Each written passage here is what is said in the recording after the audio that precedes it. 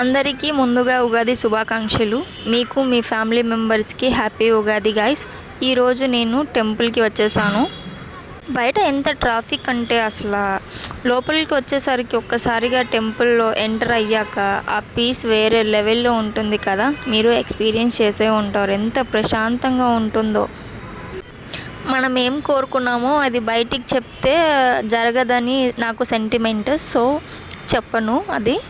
కానీ నేను మా డాడీ ఎప్పుడు అంటుంటారు కొబ్బరికాయ ఇలా కొట్టాలి అని చెప్పేసి. కానీ ఈరోజు నేను కొట్టేసరికి ఒకేసారి పగిలిపోయింది. చాలా హ్యాపీ అనిపించింది. అండ్ కొబ్బరికాయ కూడా చాలా బాగా పగిలింది. అంటే ఒక హోప్ వచ్చింది, ఈ సంవత్సరం నాకేదో మంచి జరుగుతుంది అనే హోప్ వచ్చింది. చూడండి ఎంత బాగా పగిలిపోయిందో కొబ్బరికాయ. So happy for that.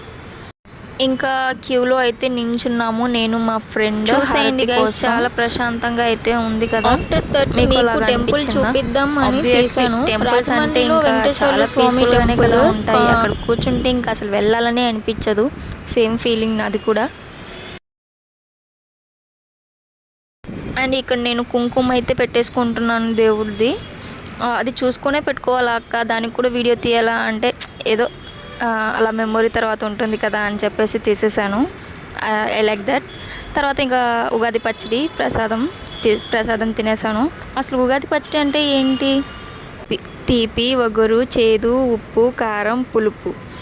ఇది మనం మన డైలీ లైఫ్లో ఫేస్ చేసే ఉంటాం. ఏదో సిచ్యువేషన్లో కోపం అని, లేకపోతే సాడ్నెస్ అని, హ్యాపీనెస్ అని, అంటే అలా నేనే చెప్పేస్తాను.